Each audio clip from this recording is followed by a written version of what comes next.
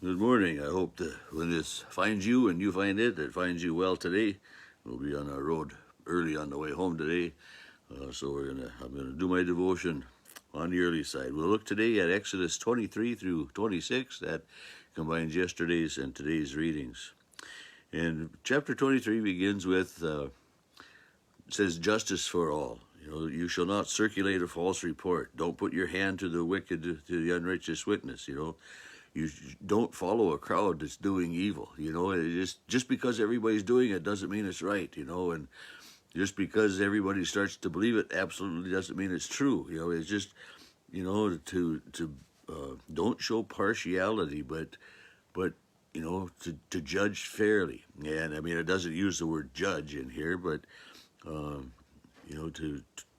to be upright and honest in your dealings. It says, if you find your enemy's ox or his donkey going astray, bring it back. I mean, your enemy. I mean, here it is way back in Exodus, as God is talking to the people about, respecting your enemy's property and doing good for your enemy. And, I mean, even if you don't like somebody, treat them as best you can. And it says, you shall not pervert the judgment of your poor in dispute, and so it's talking about justice for all people, being fair and in all of the rulings. The next few verses talk about the law of the Sabbath. 6 years you shall produce on the land, and the seventh year you shall let it be fallow. And in 6 days you shall work, and on the seventh day you shall rest. So it's that reminder that we need to take time to rejuvenate ourselves, and not only we as people,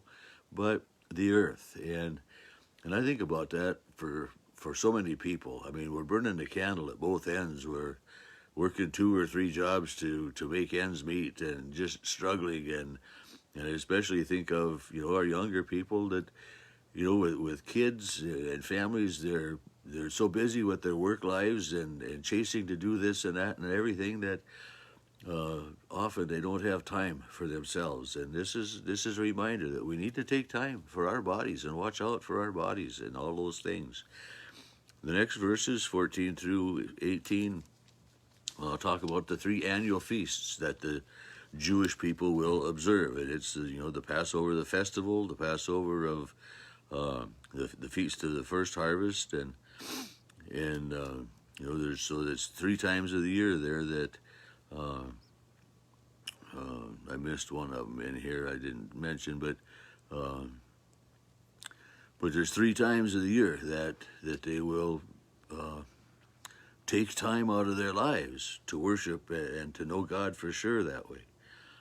And then starting in verse 20, he talks about the angel and the promises. I send an angel before you to bring you to the place that I've prepared. It's God has been leading the people with a pillar of cloud, pillar of fire by day or night, but the angel will lead them, and he tells them where they will go and the lands that they will have.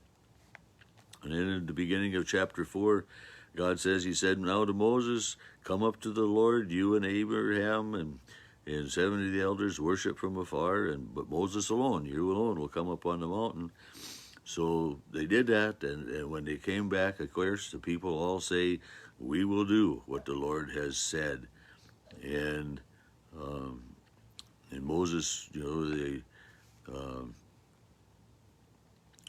he took the book of the covenant and he read in the hearing of the Lord, and they made a sacrifice, and they said, this is the blood of the covenant which the Lord has made with you according to these words. And so we have God making a covenant with the people, the blood of the covenant that God has made with you. I mean, God has promised these people, and it's this blood of the covenant is symbolic, is going to refer us to the blood of the covenant for Jesus Christ. This is my body, this is my blood, given and shed for you. And then after those things again, Moses goes up on the mountain with God. It says, then Moses went up, and also Aaron, Nadab, and Abihu, and 70 of the elders, and they saw the God of Israel, and under their feet there was the paved work of sapphire stone, and the picture of heaven that way. And then the Lord says to Moses alone again, come up on the mountain with me. and I will give you tablets of stone and the law and the commandments which I have written. So we had the giving of the 10 commandments, back in chapter 20, and that was the verbal written, the verbal commandments given. And here now in chapter 24, God calls Moses up on the mountain, and this is when the stone tablets get written on, and this is the part that we're most familiar with in the story of the 10 Commandments, that these are written out on stone that way for God. So verse 13 says, Moses arose with his assistant Joshua, and Moses went up on the mountain of God, and he said to the others, wait here.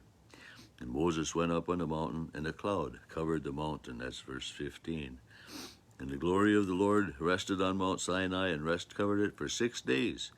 And then on the 7th day he called Moses, and all of, and that was what went on. And chapter 25 is the Lord speaking to Moses, telling him, speak to the children of Israel that they will bring me an offering. It's offerings for the sanctuary, it's offerings for the temple, it's offerings for God, to show the people's devotion to the gift that God has given them, the freedom and the leading and the guiding in the wilderness. Starting in verse 10 now is the Ark of the Testimony. It says, so God is going to give the instructions as to how to build the Ark of the Covenant. And it's to be made of acacia wood, and 2.5 cubits its length and width. So it's very specific. The wood is to be made out of, the size of the covenant, and this Ark of the Covenant, and this Ark of the Covenant is a box. It's and in that the stone tablets will be put and carried with the Israelites as they wander and as they move, and it will become one of the treasures of the Israelite people. And it today is still one of those lost things that people search for. And if they could find the Ark of the Covenant and see what's in it, and there's movies that you've been able to see, I'm sure, with Harrison Ford in the search of the lost Ark, and all those different things, and it's wondering what's in it. But here we know the size of it and how it's laid out and how it's made, and that they make a platform, a table, and so that they've got a way to carry this Ark of the Covenant, and it's just God is very specific in telling the people how to make that. And so he's got the Ark is made, and then the table or the platform that the Ark is carried on, and he talks about it starting in verse 31, making a gold lampstand out of pure gold and hammered work, and so it's very, very explicit, God is, in his instructions to the people. Again, seeing in some way, are they going to do what I say to them? Are they going to follow orders? And then chapter 26 is the making of the tabernacle. And the tabernacle of God is a tent. It's a movable tent. And, it wasn't until the time of King David. King David wanted to build a temple to the Lord. And God said, no, you won't build a temple to me. My house has been in a tent forever. And then it's finally King Solomon, King David's son, King Solomon, that builds the temple in Jerusalem that was destroyed and protected and destroyed, and that's the temple then that was where people would go to celebrate, observe the Passover and observe the Harvest Festival and the Festival of Booths and the different festivals that way. But again, very specific instructions here in chapter 26 of how to build the tabernacle. To make 10 curtains with fine woven linen and blue, purple, and scarlet thread. And of course, the purple thread was the most expensive thread, and but blue, purple, and red are symbols of royalty and honor and prestige. So God is telling them how to make it, and you shall make loops of blue yarn on the edge, and there will be 50 clasps of gold, and couple the curtains together with these clasps of gold, and so it's quite ornate in all these things, and And in this Bible I've got now, I'm just going to move my camera here a minute, but it's got a picture, the plan of the tabernacle, it says. And I suppose, oh, of course, forgot about that. I can't rotate my phone when I'm doing a devotion, sorry. So you didn't see the Ark of no, I got my phone really cocked sideways and everything here.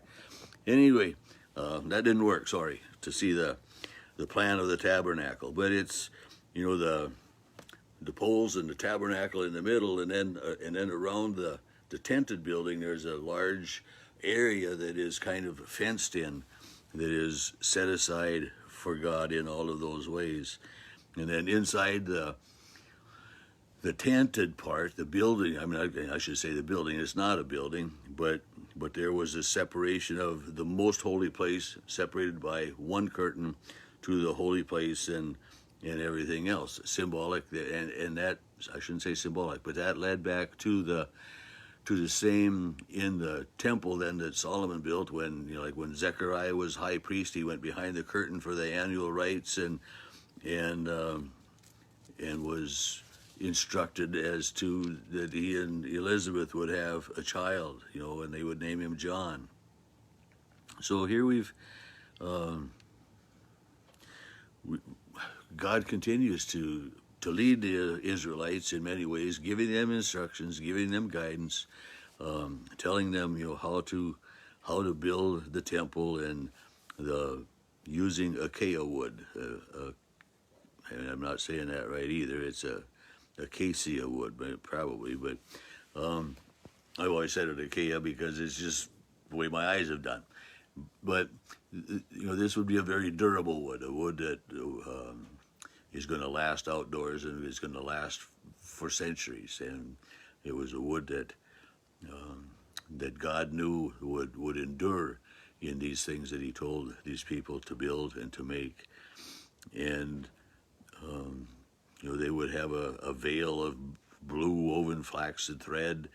And verse 36 of chapter 26, at the end, you shall make a screen for the door, woven of purple, blue, and scarlet. Again, you know, just, you know, this blue, the royal threads, prominence that way in so much of it. But a reminder, I think, that when we come to God, we come to God knowing that He is holy, knowing that we are in a holy presence, and knowing that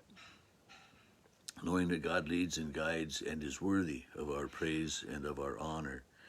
And it's, you know, so often in society today, you know, the kings and queens of the world, you know, when they're going to have a royal feast, a royal banquet, to make a royal speech, you know, they put on their finest clothing, they put on their finest stuff. And I remember growing up on Sunday mornings when we went to Sunday school and church, we always put on our good clothes. We had Sunday clothes, and you know, that's today. Not too many people have Sunday clothes. It's, you know, you wear the same clothes to church often as you wear other places and for other things. But we dress up for God because God has dressed up His tabernacle, His temple, for us that way. And we continue today in our churches to have fine things and, you know, nice things for God in our churches that way, to remind us of God's holiness, of God's prominence. And that's a part of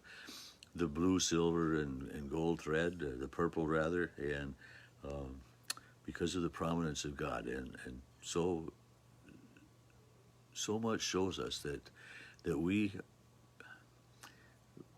really rightly give God honor and praise, because He is so much more than we are. He is the ultimate royalty. May He lead and guide you safely today.